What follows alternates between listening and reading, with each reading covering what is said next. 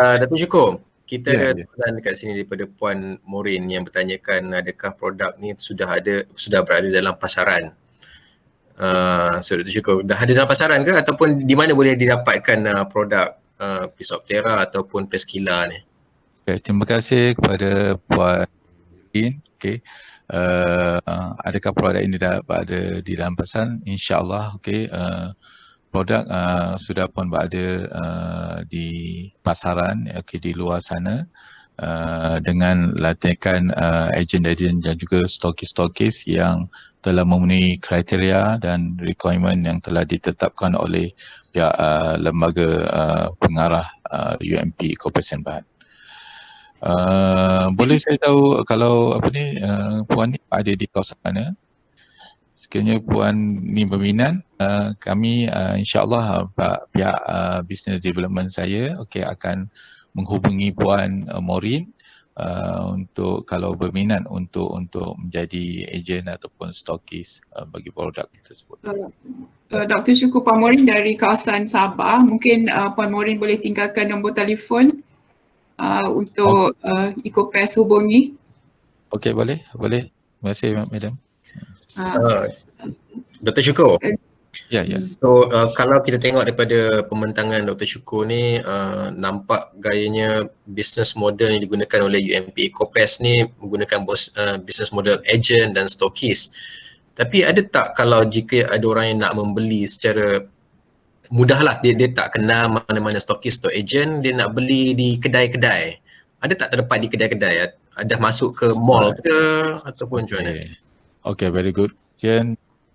Okay, kita oleh kerana kita punya business model adalah berdasarkan agent dan juga stokis di kedai-kedai. Okay, kita ada juga kedai-kedai yang kita, kalau di belah Kuantan ni kita ada letak di what call koperasi peladang, okay, yang mana telah bersetuju dengan term yang telah kami tetapkan, kursi radang Pahang what call PDM di Pahang lah.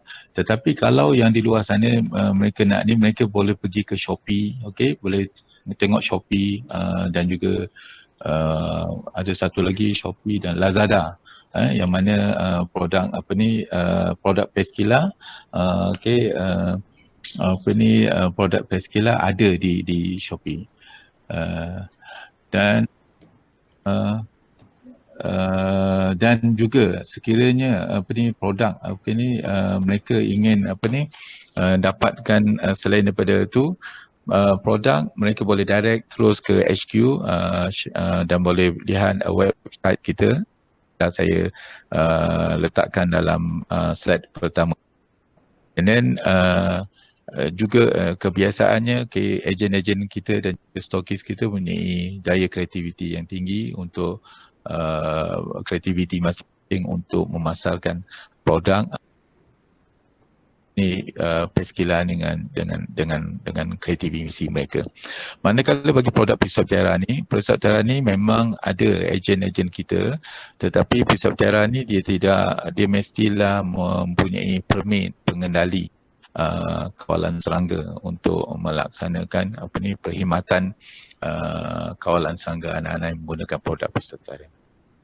Itu saja Tuan Adi. Okey, kita ada satu lagi soalan ni. Mungkin soalan ni dia berbunyi sama ada produk ni membunuh atau tak, tapi original soalan dia ialah efek beneficial insect tak, ataupun ialah beri kesan kepada insek-insek yang membantu tumbuhan tak. Sebab interesting kalau produk ni di-apply ke kebun-kebun. So, Dr. Syukur, silakan. Alright, okay, very good question. Untuk that's why saya ada beritahu tadi, ianya selain daripada serangga perosak yang berada dalam, tetapi untuk pertanian, okay, based on testimoni, okay, kajian yang kita lakukan, untuk kita pun akan keluarkan satu produk yang untuk crop plantation yang dinamakan sebagai Miss Pronical, Protect Botanical, yang kita tambah baik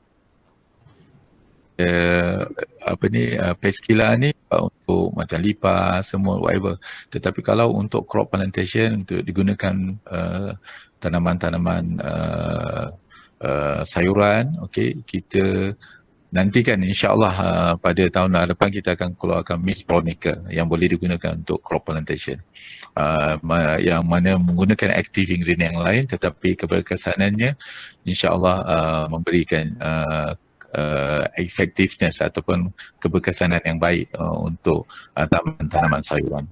Untuk peskila ni kita dah fokuskan untuk 10 yang berbahaya dan juga merosakkan, yang tidak diinginkan oleh inilah especially kita punya orang rumah kita dan kita sendiri juga tak nak lipas dan semua ada dalam kereta dan juga rumah kita. So tak ada masalah untuk crop plantation dan nantikan keluaran insyaAllah pada tahun ni hadapan. Okey. Dr. Syukur ada soalan daripada Encik Azrul.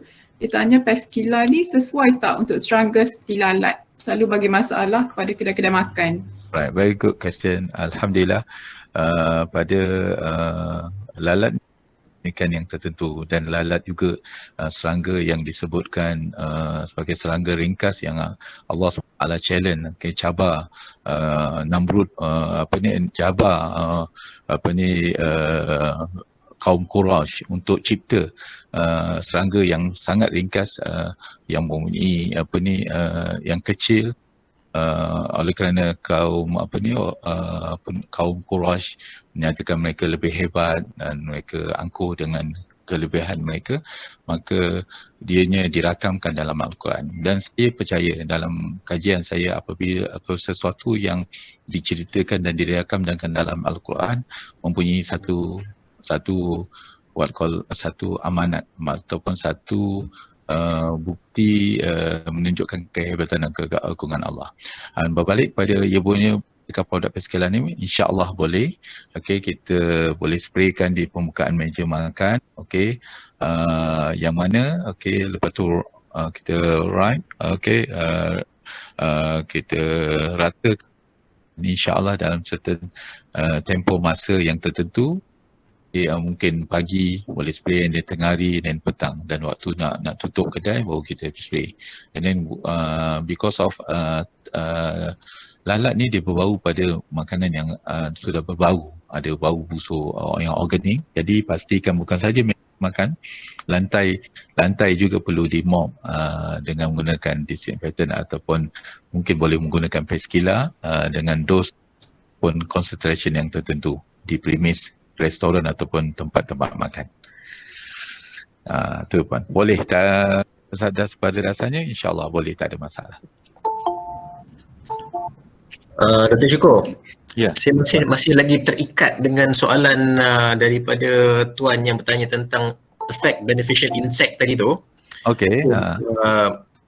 Kalau kita menjurus kepada maksudnya beneficial insect, contohnya adakah presiden akan contohnya kita spray dekat contohnya kelulut kan?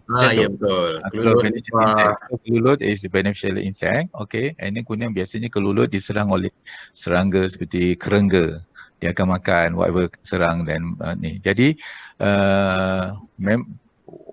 apa jua serangga kecil kalau kita spray kan memang akan efek lah, tetapi teknik, that's why kita akan ajar kalau dia kata dia nak halau serangga kerengga di kawasan kelulut dia, jadi kita spraykan di pangkal tempat dia letakkan kelulut, jadi serangga kerengga tadi tidak dapat naik.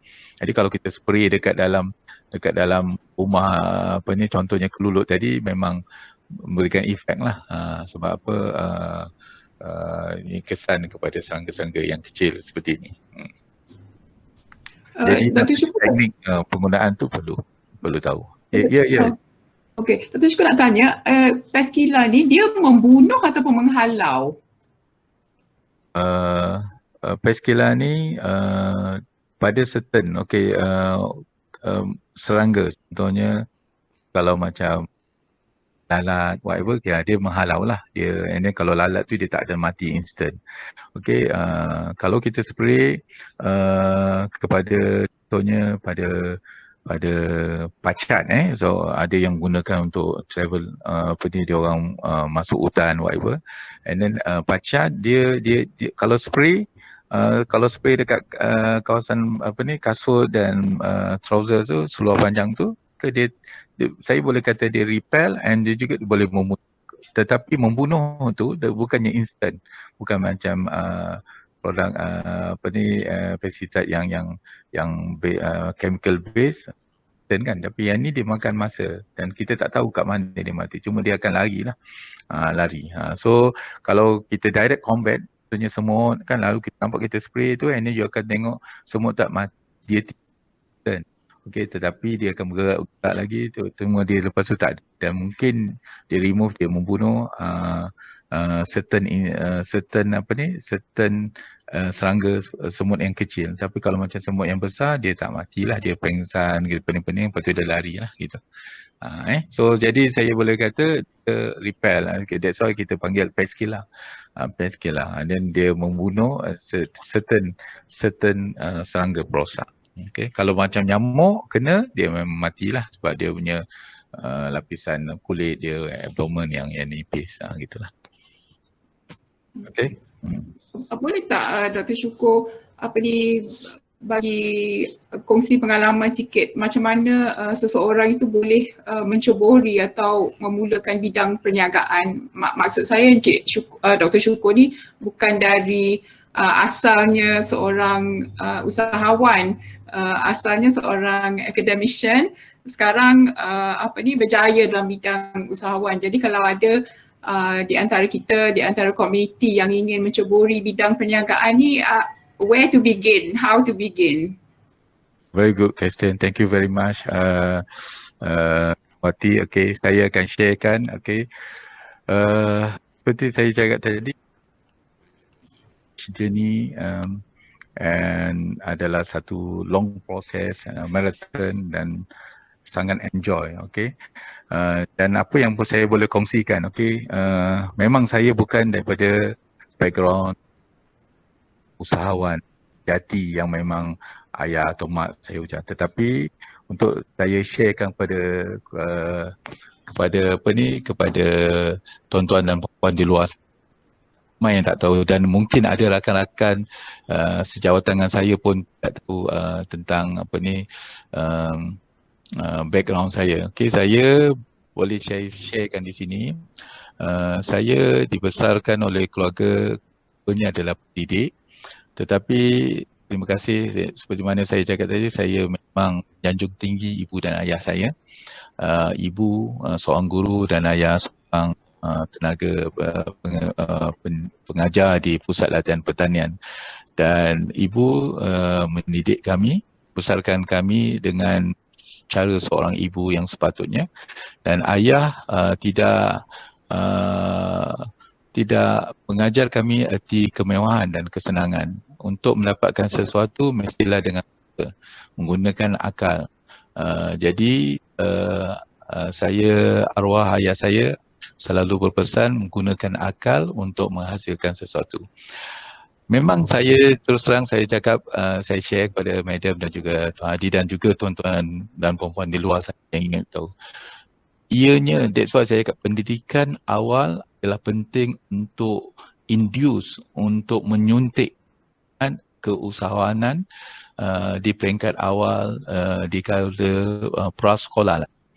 Kerana arwah ayah saya telah memastikan keseluruhan kesemua anak-anak dia, ke-6 orang anak dia mempunyai batas yang tertentu, yang mana ayah saya sedang tenaga pengajar pertanian, dan setiap orang seusia 7 tahun mestilah ada batas dan mestilah tahu membuat batas. Dan bukan sekadar itu, membuat batas untuk menanam tumbuhan-tumbuhan crop pengajaran, tanaman-tanaman kangkung, lobak, sawi, bayam, kobis, cili dan sebagainya. Dan pada ketika itu, terus terang saya jadikan, saya tak faham, kerana pada zaman tahun 80-an, kalau siapa masih 80-an, waktu tu ibu bapa biasanya tidak beritahu. Dia tahu marah, tak berjaya, tak betul dia akan marah. Dan kita bila dimarah, kita biasa tak melenting, kita takut kan pada ibu bapa kita, betul tak madam? Jadi kita takut, jadi kita follow je. Dan saya, pengalaman saya yang diajar oleh ayah saya iaitu kena menggunakan akal untuk menghasilkan sesuatu. Kalau contohnya, zaman dulu kalau tuan-tuan ingat, senapang, saya tak beli senapang. Saya nak beli senapang pistol tapi ayah tak bagi. Ayah kata gunakan papan yang ada and then sketch senapang kat itu dan potong gergaji. And then lepas tu gunakan kikir and then gunakan kertas pasir untuk jadilah senapang, bentuk senapang. Jadi itulah kreativiti saya terbentuk dan barulah saya tahu pada tahun 80-an itu arwah ayah saya telah mengajar tentang creativity and innovation dalam hidup saya. Bukan saya saja, malah adik-adik saya. Dan kami pada ketika itu bila dah terbuat batas, sayur dah tanam, dah keluar sayur kangkung ke lobak, whatever, ingatkan kita boleh makan dah. Tetapi ianya tak boleh makan, kena pergi jual dekat tepi jalan. Zaman 80-an mana ada orang Melayu. Saya cerita mungkin siapa yang 80-an nak kata, oh boleh kira lah orang Melayu yang berniaga. Kami pula waktu tu sekolah rendah sampai sekolah menengah kena angkat sayur, jerit sayur itu. Tak jerit memang kena marah lah, kena jerit. Jadi suntikan itu perlu ada, dan apa yang saya nak nyatakan di sini bahawa didikan asas entrepreneurship skill bukan bermula di sekolah ataupun di universiti, tetapi asasnya mesti ada dari segi ibu bapa tu menyuntik dan memberikan rangsangan dan semangat untuk menjadi kreatif dan inovatif dalam menghasilkan sesuatu produk yang mempunyai kualiti dan mempunyai impact kepada somebody ataupun masyarakat. Dan alhamdulillah kejayaan ni tak mudah, dan saya tidak habis itu. Saya ingat lagi tahun 1989 waktu nak SPM, orang ramai kerja kat kilang, ayah tak bagi kerja kilang. Ayah kata buat hasilan tanaman. Saya diajar oleh ayah untuk hasilkan taufufa, nak hasilkan mi kuning, hasilkan keropok, nak hasilkan halwa daripada bahan-bahan yang terbuang. Contohnya halwa. Pernah dengar halwa tak madam ni? Mewati. Halwa ni adalah contohnya kulit watermelon. Kulit watermelon orang buang kan. Tetapi sebenarnya kulit tu boleh dijadikan halwa dan dikeringkan dan dibubur pelbagai rencah yang semula jadi, dan akhirnya dia punya rasa ada masam-masam manis dan boleh dimakan. Dan itulah halwa daripada kulit seperti watermelon, di limau Bali boleh dijadikan halwa. Saya ingat saya halwa, tapi saya ingat halwa. Jadi daripada situlah saya terfikir, contohnya hampas soya, kena buat hampas soya biasanya akan digunakan sebagai animal feed. Digunakan waktu tu saya kena bela kambing dan juga lembu. And then lepas tu selain hampas soya tu bagi kat kambing lembu, dia boleh dijadikan keropok. Memang sedap, keropok kacang soya. Madam Wati ataupun Tuan Hadi pernah makan keropok kacang soya? Memang sedap. Tapi itulah yang mana di situlah benda-benda terbuang dididik seusia saya umur 18 tahun. Dan akhirnya saya berhasil menjadikan taufufa yang sangat cantik dengan teknik-teknik yang tertentu. Dia perlukan skill. Taufufa kalau suruh meneliti, saya bagi formula, memang nak jadi ikan yang smooth tu, yang sangat cantik licin tu, dia perlukan skill. Dia ada art of process dalam pembuatan taufufa. Jadi apa yang saya nak beritahu, bila besar saya dilatih untuk dapat sebulan tu saya boleh dapat dalam RM500, mudah-mudah je. Waktu tu orang gelar saya taufufa, syukur taufufa. Dan saya mula terseronok because of saya hanya bekerja 4 jam. Berniaga 4 jam, and then saya dapat hasilan produk tu dalam RM50-60. At that time 50 to 60 ringgit in 1989 tu besar. Dan saya mewah lah pada ketika itu. Saya boleh katakan saya boleh RM500-600 per month, kali 3 saya boleh dapat RM1,500 ke RM1,800 dalam 3 bulan menunggu keputusan. Dan kemudian that's why kalau tengok my background, masuk diploma in food processing technology, dan lepas tu saya bekerja di Vitagen as a QC officer dan juga researcher di sana 4 tahun setengah pengalaman di industri. Kemudian saya tukar bidang kepada chemical engineering dan lepas chemical engineering saya dapat gunakan food technology and chemical engineering together di dalam menghasilkan produk-produk yang mempunyai impact yang tinggi.